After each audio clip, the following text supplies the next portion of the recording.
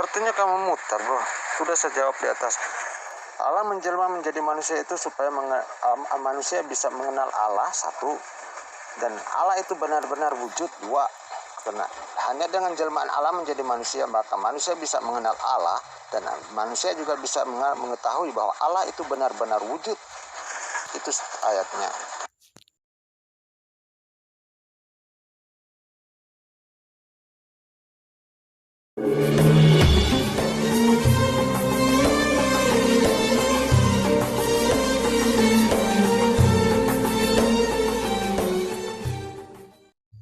Justru ya, dengan dia menjadi manusia, dia hilang kekuasaannya.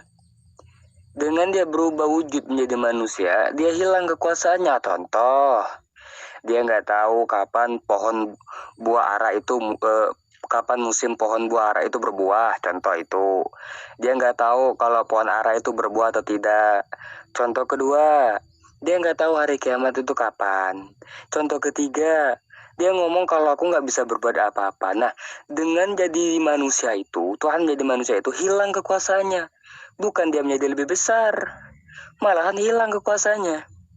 Katanya tadi Allah tidak bisa berubah jadi manusia. Ya iya, bukan tidak bisa, bukan tidak mampu, ya, tapi tidak mungkin.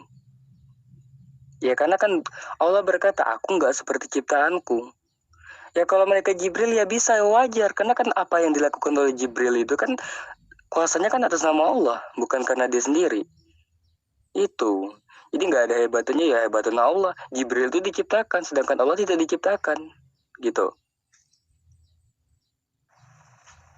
Ya udah, saya nggak maksa. Kalau menurut saya yang berubah wujud kan hanya tubuhnya. Hah? Kemampuannya emang berubah? Hah? Tahu dari mana kamu menjadi manusia jadi lemah? Hah? Coba ya, saya juga nggak maksa ya. Coba kita berpikir. Ini bukan masalah sanggupkah atau mampukah dia berubah jadi manusia. Permasalahannya bukan itu. Bukan mampukah atau sanggupkah dia berubah jadi manusia. Bukan. Tetapi intinya adalah perlukah dia berubah jadi manusia. Itu intinya. Bukan masalah sanggupkah dia berubah jadi manusia. Bukan. Itu bukan pertanyaan yang logis. Pertanyaan yang paling logis adalah apakah yang dia inginkan dia berubah jadi manusia itu. Bukan permasalahan sanggupkah ia menjadi manusia atau mampukah dia berubah jadi manusia. Bukan. Ya pertanyaan paling logis itu. Lah emang kamu gak dengerin VN saya di atas? Kemampuannya berubah lah. Yang darinya maha kuasa, yang tadinya maha kuasa, maha tahu. Berubah jadi, jangankan hari kiamat, pohon ara aja berbuah atau tidak dia nggak tahu. Jangankan tentang hari kiamat, pohon ara aja nih ya, pohon ara. Dia kan waktu itu jalan-jalan nih sama pengikut-pengikutnya. Terus dia lihat pohon ara, dia samperin tuh pohon ara. Dia harap kalau pohon ara itu berbuah. Ternyata nggak berbuah. Jelas-jelas di sini dia tidak tahu kapan musim buah ara itu. Pohon ara itu berbuah kapan, nggak tahu musim. Jangan kena hari kiamat musim aja dia nggak tahu. Hilang kekuasaannya. Anda bertanya alasan apa Allah menjelma menjadi manusia. Alasannya itu sangat simpel dan sangat sederhana. Tujuannya hanya untuk menguat dan menguatkan iman orang yang mentaatinya. Nah, ini membuktikan bahwa Allah itu wujud. Inilah fungsinya Allah menjelma menjadi manusia, agar manusia bisa tahu bahwa Allah itu benar-benar wujud dan nyata. Saya nggak mempermasalahkan apa tujuannya. Allah jadi manusia itu saya bukan mempermasalahkan tujuannya. Saya permasalahkan perlukah dia berubah jadi manusia. Itu yang saya permasalahkan. Bukan tujuan dia berubah jadi manusia. Entah itu berubah jadi monyet, entah berubah jadi batu. Terserah. Saya mau tanya, perlukah dia berubah jadi manusia? Itu perlunya apa? Itu yang saya pertanyakan. Bukan permasalahannya dia mampu atau tidak. Tujuannya bukan. Permasalahan saya adalah perlukah dia berubah jadi manusia. Itu. Ya, lagi pula Tuhan tidak akan berubah jadi manusia untuk menyelamatkan seorang manusia. Tuhan tidak harus menjadi monyet untuk menyelamatkan seekor monyet. Aduh, pakai logika. Logika dimainkan. Kenapa Kalau gue nanya sanggup atau tidak sanggup, kenapa lu mendikte gue? Kenapa gue harus nurut sama lu? Perlu atau tidak perlu sesuai dengan keinginan lu? Kan gue yang nanya. Lu coba dong scroll ke atas. Gue nanya, sanggup nggak? Kok lu dikte gue? Siapa lu? Pertanyaan lu nggak logis, Mbak ya. Pertanyaan lu nggak logis. Inti pertanyaannya itu bukan sanggup atau tidak sanggup, Mbak, tapi perlu atau tidak perlu, Mbak. Ya, kalau dia sanggup atau tidak sanggup itu udah ke ranah iman kita nih, Mbak. Lu bilang sanggup ya, gue bukan bilang nggak sanggup, namun gue bilang kan tidak mungkin. Nah, ini dari ranah iman, tapi yang perlu kita perdebatkan adalah apakah bukan mampu tidak mampunya, keperluannya apa gitu, Mbak. Bukan masalah sanggup atau tidak sanggup, Mbak. Ya, perlu atau tidak perlu yang harus dipertanyakan, Mbak. Nah, ini menyangkut kemahakuasaan, Mbak, ya. Pertanyaan saya tidak logis. Hah? Menurut kamu kali yang tidak logis. Ya, menurut kamu yang itu tidak mungkin. Emang menurut Allah bagaimana? Allah itu maha kuasa, Dul. Maha bisa, Dul. Ya, kamu yang batas-batasin Allah. Nggak bisa begini, nggak bisa begitu. Nggak perlu begini, nggak perlu begitu. Emang kamu ngerti? Lah iya, justru dengan kemahakuasaannya itu, Mbak, dia nggak mungkin berubah jadi manusia, Mbak. Justru dengan kemahakuasaannya itu dia nggak mungkin berubah jadi manusia. Kalau dia berubah jadi manusia, dia terbatas ruang dan waktu, Mbak. Ya, jadi ini permasalahannya itu bukan permasalahan sanggup atau nggak sanggup. Makanya intinya kita ini adalah perlu atau tidak perlu. Jadi saya bukan mengarahkan kamu untuk mengatakan untuk beralih topik antara perlu atau tidak perlu, bukan, karena ujung-ujungnya nanti ya dasarnya kayak itu, Mbak. Nggak boleh lah. Ini kan permasalahannya kan katanya maha kuasa. Iya, maha kuasa. Tapi kalau dia berubah jadi manusia ya, Mbak ya, dia kehilangan kemahakuasaannya. Dia terbatas ruang dan waktu. Ya, bukan dia nggak mampu. Tapi kalau dia berubah jadi manusia, otomatis kemahakuasaannya juga hilang. Makanya inti pertanyaan saya adalah perlukah atau tidak perlukah dia berubah jadi manusia itu, Mbak? Oh, sangat perlu, bro. Oke, kamu bilang kan dia perlu berubah jadi manusia. Oke. Apa keperluan dia berubah jadi manusia? Apa keperluan dia berubah jadi manusia? Apakah dengan dia berubah jadi manusia dia tidak terbatas ruang dan waktu? Apakah dengan dia berubah jadi manusia dia hilang kemahakuasaannya? Jelaskan. Sepertinya kamu mutar, bro. Sudah saya jawab di atas. Allah menjelma menjadi manusia itu supaya manusia bisa mengenal Allah, satu, dan Allah itu benar-benar wujud, dua. Karena hanya dengan jelmaan Allah menjadi manusia, maka manusia bisa mengenal Allah, dan manusia juga bisa mengetahui bahwa Allah itu benar-benar wujud. Itu ayatnya. Oke, kata kamu kan untuk mengenal Allah itu kan harus melihat wujudnya, ya kan? Harus mengenal wujudnya. Tapi menurut saya, pengikut-pengikut Nabi Musa nggak melihat Tuhannya. Tapi mereka masih imani. Jadi kamu pengikut-pengikutnya Nabi Yeremia juga tidak melihat Tuhannya, tidak melihat Allah, tapi mereka mengimani. Pengikut Nabi Ezra juga gitu. Nabi Habakuk kayak gitu, Nabi Obadiyah juga kayak gitu. Emang harus melihat sesuatu gitu baru kita percaya. Contohnya gini, saksi ahli deh. Saksi ahli tidak harus melihat kenyataan, tidak harus melihat kejadian itu. Cukup dia lihat saja, oh ini ketabrak mobil, oh ini dipukul. Saksi ahli loh ya, saksi ahli tidak harus melihat kejadian itu. Tidak harus melihat kejadian yang telah berlalu terjadi itu. Dia bisa lihat dari bekas-bekas tandanya. Jadi menurut saya tidak perlu Tuhan berubah jadi manusia, itu tidak perlu. Ya. Jadi gini ya, bro ya. Saksi ahli itu kan tidak harus melihat kejadiannya atau peristiwa yang sudah terjadi itu. Dia cukup melihat saja. Melihat, oh orang ini ketabrak mobil, oh orang ini dipukul, oh orang ini kena air panas, air keras, kan bisa. Tidak harus dilihat, ya kan? Begitu juga dengan manusia, dengan iman dia tidak harus juga dilihat. Buktinya apa? Pengikut-pengikut Nabi terdahulu sebelum Nabi Yesus alaihissalam, mereka bisa mengimani Tuhan mereka tanpa melihat.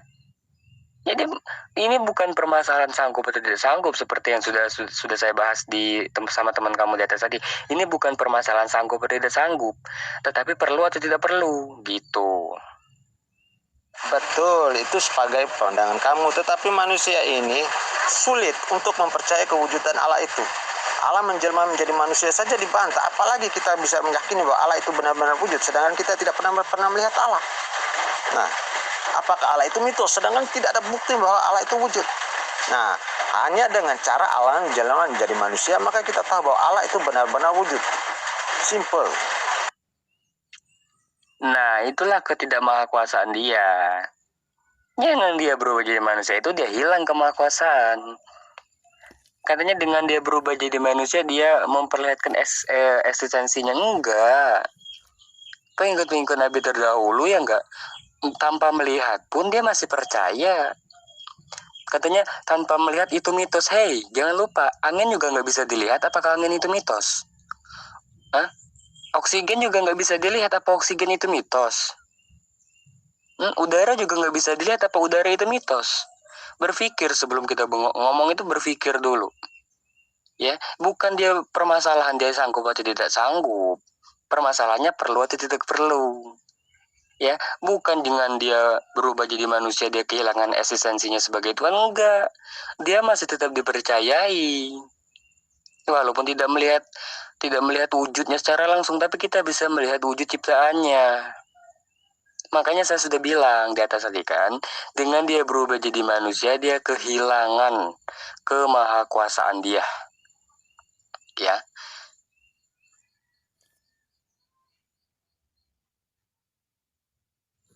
Iya, permasalahan kamu kan harus mengatakan kalau wujud itu harus bisa dilihat. Itu kan permasalahan kamu. Kamu nggak bisa sangkal kalau angin, udara, oksigen itu kan juga wujud, namun nggak bisa dilihat. Ya, permasalahan saya juga di atas tadi membangkitkan suatu tema bukan mempermasalahkan sanggup atau tidak sanggup, tetapi perlu atau tidak perlu. Kamu bilang perlu. Perlunya apa kata saya tadi? Oke, perlunya adalah untuk menunjukkan eksistensinya. Ya, kepada pengikut. Nah, itulah ketidakmahakuasaan dia. Masalah kamu adalah kamu harus menganggap wujud itu harus nampak. Permasalahan pokok kamu adalah mengatakan kalau wujud itu harus tampak. Dan kalau wujud itu tidak tampak, kamu tidak percaya wujud itu, tidak mempercayai. Jadi permasalahan kamu adalah kamu harus kekeh bilang kalau wujud itu harus tampak. Ya, wujud itu harus tampak. Kalau wujud itu tidak bertampak itu mitos.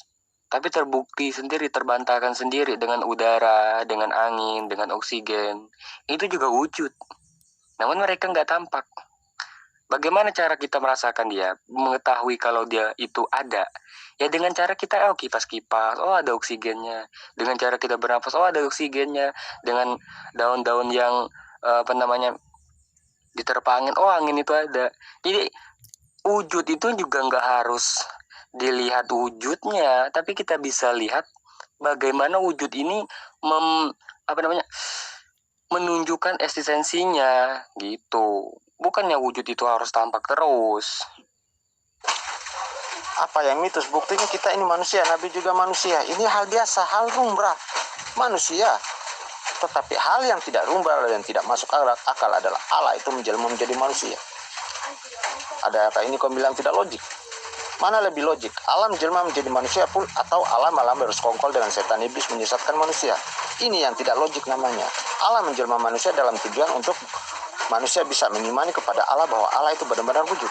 Sedangkan Allah yang bersekongkol dengan setan iblis itu sangat-sangat tidak masuk akal dan kita tidak bisa terima karena Allah itu maha suci, bro. Iya, permasalahan kamu kan harus mengatakan kalau wujud itu harus bisa dilihat.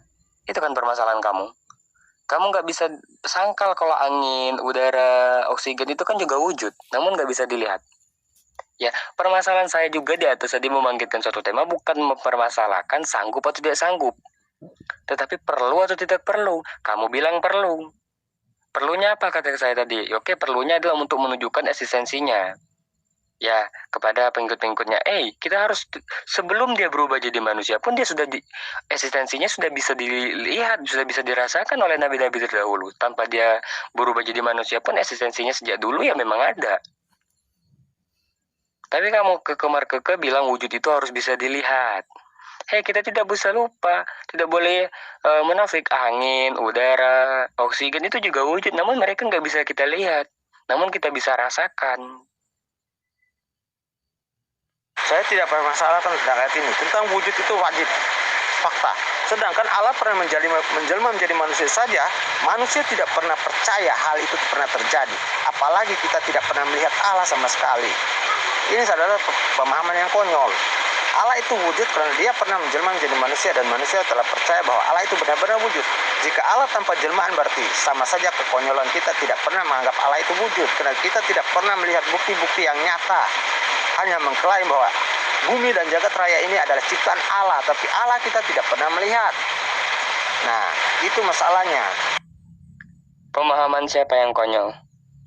Pemahaman siapa yang konyol? Pengikut-pengikut Nabi Yeremia, Nabi Obadiyah, Nabi Habakuk, Nabi Nehemia nggak pernah lihat Tuhannya. Pengikut-pengikut Nabi itu nggak pernah lihat Tuhannya. Tapi kan mereka masih beriman. Iya toh? Pengikut Nabi terdahulu kan nggak pernah lihat Tuhannya. Tapi mereka masih beriman. Ya memang sebagian masih menyangkal, tapi kan sebagian beriman. Iya kan? Apakah dengan harus kita melihat dulu baru percaya? Nggak bisa. Kita juga bisa lihat ciptaannya dulu baru kita percaya. Bukan cuma melihat dia baru kita percaya, nggak bisa. Angin juga nggak bisa dilihat, apakah kita harus menyangkal kalau angin itu wujud? Angin nggak bisa dilihat, oh angin itu kan wujud. Gas nggak bisa dilihat, oh gas itu bukan wujud. Nggak bisa. Wujud itu nggak selalu harus ada. Wujud itu nggak selalu harus bisa dilihat. Aduh, saya harus buka pikiran kamu. Ya, katanya untuk orang supaya beriman, nabi-nabi terdahulu, pengikut-pengikut nabi terdahulu juga tidak melihat Tuhannya, namun mereka masih beriman. Wujud harus bisa dilihat untuk melihatkan eksistensinya. Angin, oksigen, gas, udara itu juga wujud. Mereka mampu menunjukkan eksistensinya tanpa bisa dilihat oleh manusia. Berpikir. Dari sini kita harus buka pikiran kamu. Buka. Makanya saya tadi ada teman kamu yang bilang, bukan ini permasalahan, ini permasalahannya adalah sanggup atau tidak sanggup. Bukan. Tuhan berubah jadi manusia itu bukan permasalahan sanggup atau tidak sanggup, bukan. Permasalahannya adalah perlu atau tidak perlu. Itu saja. Makanya teman kamu tadi sampai nangis-nangis. Ya, nangis-nangis, terus nangis-nangis, nggak boleh bahas ini, nggak boleh bahas ini. Kenapa? Karena mereka takut untuk membahas apakah keperluan dia berubah jadi manusia itu. Tidak pernah melihat Tuhan itu betul. Hanya nabi daripada Musa saja pernah melihat Tuhan dalam bentuk nyala api di dalam semak duri. Satu nabi saja. Kedua, Yesus adalah jelmaan Allah menjadi manusia. Ini membuktikan Allah pernah menjelma dalam dua segi. Satu, dalam jelmaan nyala api.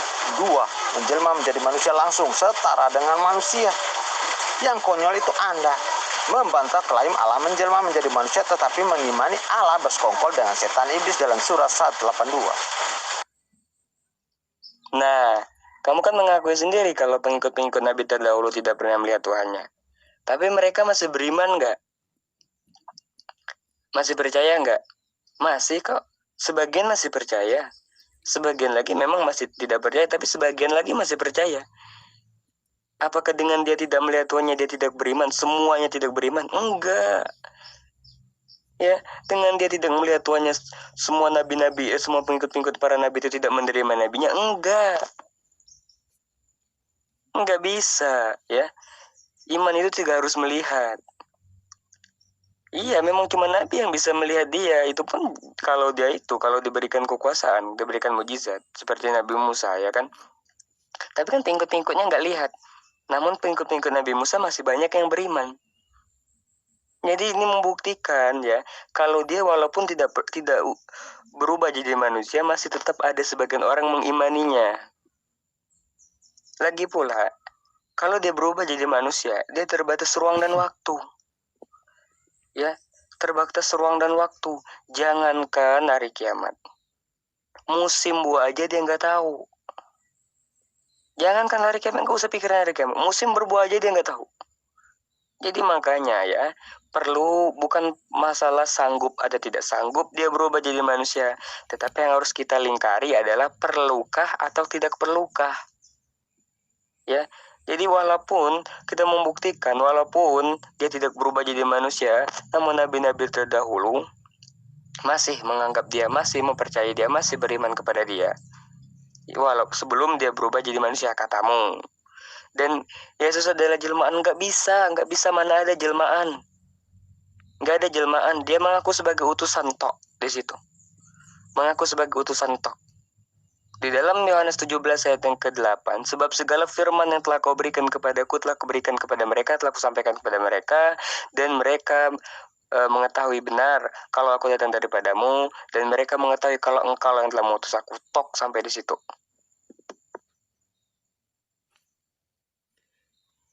Oke, jadi permasalahan Tuhan berubah jadi manusia ini bukan permasalahan sanggupkah atau tidak sanggupkah. Namun yang perlu kita garis bawahi adalah perlukah atau tidak perlukah. Karena sesuai yang dikatakan oleh Rozana tadi, ya Rozana bilang kalau untuk menunjukkan eksistensi, untuk menunjukkan suatu wujud, kita harus bisa melihat. Ya baru kita imani. Namun sepertinya Rozana tidak melihat angin, udara, oksigen, terus benda-benda lagi yang tidak bisa dilihat, namun wujudnya itu ada. Dan bisa dirasakan, bisa kita imani. Jadi permasalahan Tuhan berubah jadi manusia bukan permasalahan sanggupkah atau tidak sanggupkah. Namun permasalahannya adalah perlukah dia berubah jadi manusia. Mungkin ada sebagian orang-orang yang bilang, oh iya perlu untuk menghapus dosa manusia, untuk mati di kayu salib. Nggak bisa, itu menunjukkan lagi ketidakmahakuasaannya. Kenapa dengan tidak mengatakan, iya dosamu kuampuni, dosamu kuampuni. Kenapa harus dengan mati di kayu salib? Mati terhina lagi. Kenapa harus berubah jadi manusia untuk merendahkan diri? Kenapa harus meninggalkan kemahakuasaan? Jadi problem Tuhan berubah jadi manusia ini udah banyak. Mulai dari Rozana bilang harus wujud itu harus ada dan bisa dilihat. Kalau tidak ada yang lihat itu mitos. Berarti Rozana secara tidak langsung bilang angin, udara, gas, oksigen dan sebagainya lagi itu mitos. Jadi permasalahan ini bukan permasalahan yang berat, sebenarnya bukan permasalahan sanggup atau tidak sanggup, namun permasalahannya adalah perlukah atau tidak perlukah. Jadi sekian teman-teman.